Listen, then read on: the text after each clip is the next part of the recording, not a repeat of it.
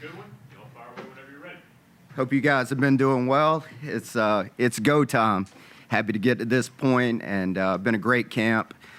Team's at a really good spot, healthy for the most part, and guys have been practicing and showing up every day with a chip on their shoulder, ready to get rolling. And you can just sense the excitement and the energy in the building with Game 1 closing in. And take any questions wherever you guys want to get started.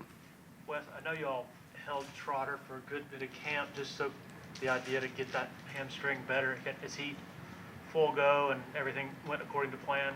Yeah, he's ready to roll. He's one of those that you got to hold him back more so than encourage him to go. So he'll overextend himself, no doubt. But he's ready to go, and he's been practicing well. So no issues there.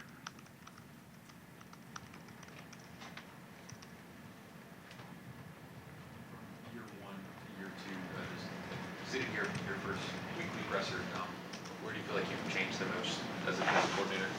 Yeah, I think just the confidence and command in the room, defensively, walking in every day, meeting room-wise, and just having the belief and trust in the players, just from a knowledge standpoint of how everything flows, recruiting, game plan preparation, practice preparation, all of those really feel comfortable from where we're at on my side of the ball. So excited to see what year 2 holds.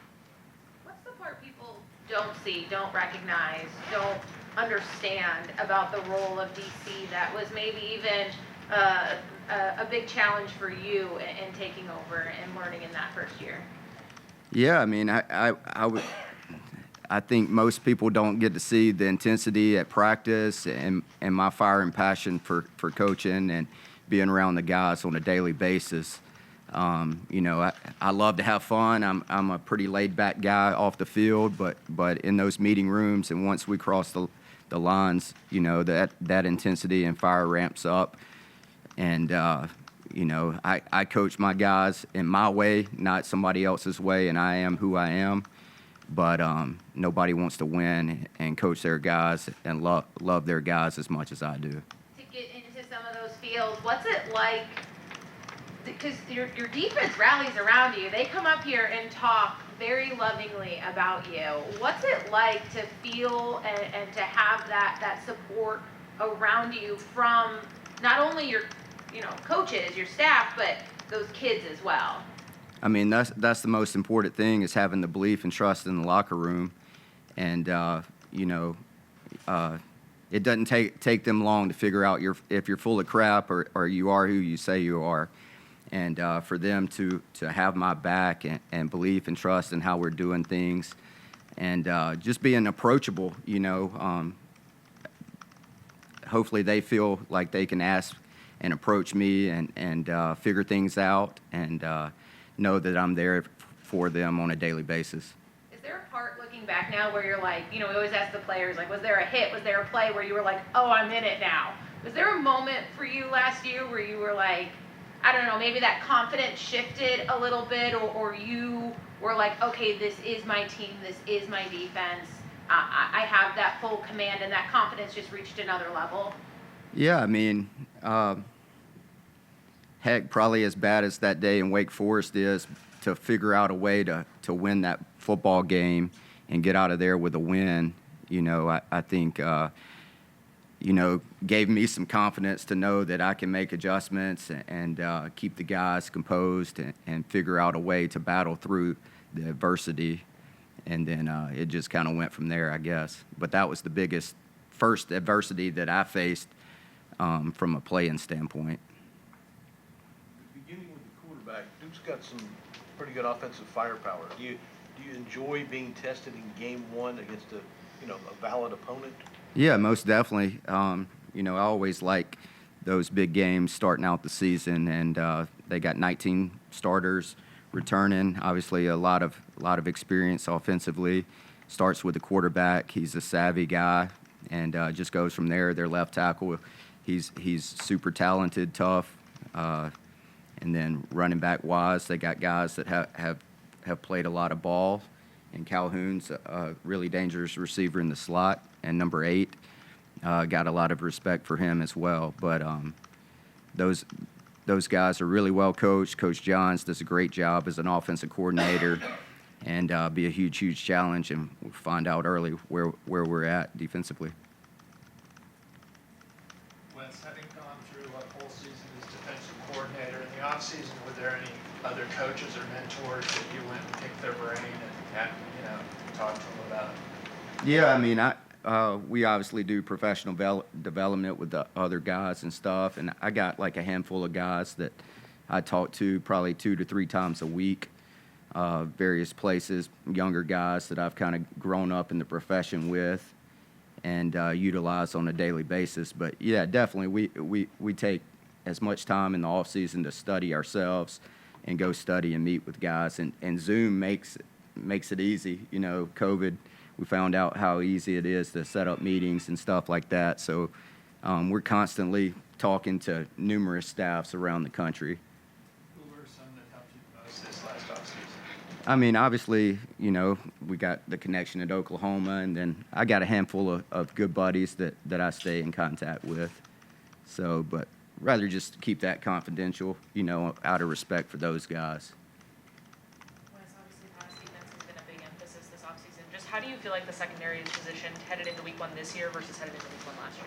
Yeah, I think this training camp, I see guys playing with a lot of confidence, a lot of belief in themselves.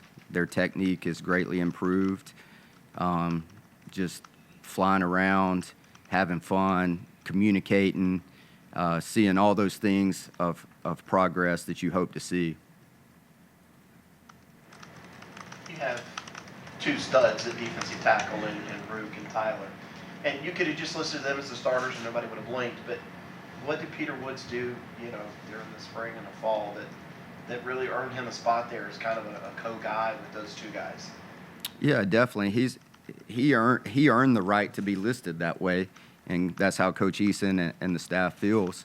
But you know, he showed up well beyond his years, obviously, and really talented. But just he's a grinder. He works really hard and plays with unbelievable effort. I think the effort separates him from a lot of people as well. But just you know, on a daily basis, he's continued to earn that right to be listed that way. A lot of younger guys like that, they early on maybe chase shadows a little bit, kind of unfamiliar with the speed of the college game. Did you ever see that out of him, or did he kind of come in with just this instinctive feel for where he's supposed to be on a given play? Yeah, I mean, I think he showed up with way ahead of a lot of people for his age. Obviously, younger guys, you kind of have to keep them from trying to do too much. You know, sometimes they'll get antsy and get out of their gaps and want to do too much. But that's been the biggest thing, just having gap discipline with him, you know, and slowing it down and making him understand how the big picture fits together with other guys around him instead of trying to make every play. Wes, what's the most important thing you learned about your defense during camp over those 2 or 3 weeks? Yeah, I mean, I think the experience and leadership of that group really showed during camp every day. You know, I think physicality and tackling-wise greatly improved on a daily basis, technique and fundamentals. And I see guys playing with a lot of confidence, a lot of belief, understanding where their help is, and knowledge allows them to play a lot faster. Any questions for Coach Goodwin from Zoom?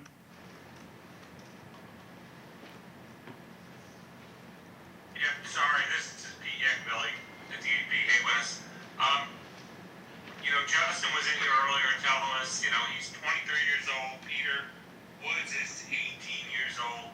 How does that, is there a mentorship among your defenders and players on this team as we kind of cycle through this COVID eligibility situation where there was a gap in ages between your youngest and oldest players? Yeah, definitely. I think we have a very unselfish team who pour into the younger guys, and they know that that's their responsibility. That long after they're gone, they want to see Clemson do extremely well, and they take guys under their wings. You've seen it over the years. Most recently, going back to 2018, Christian Wilkins, Dexter, those guys did the same thing with younger guys. Tyler Davis, and Rook, all those guys, XT, Maskell, pouring into the younger guys. You see it from my room as well. Walk down the halls at 12 o'clock today or whenever, here in 15 minutes or so. You'll see younger guys in there meeting with older guys and them pouring into them and just teaching them about the game of football defensively, scouting report stuff. And it's really cool to see. There's almost nothing left for you guys to do. Except screw it up, right?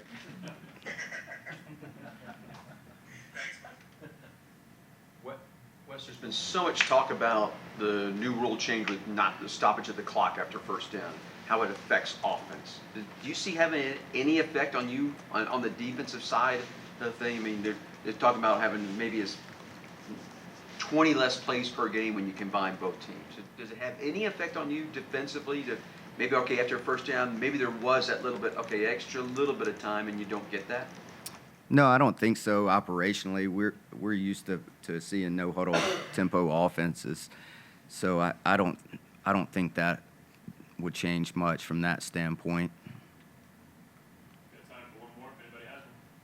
Could you refresh us on, in terms of box feel, what you and Mickey did last year? You're going to stick to that this year in terms of where you guys physically are?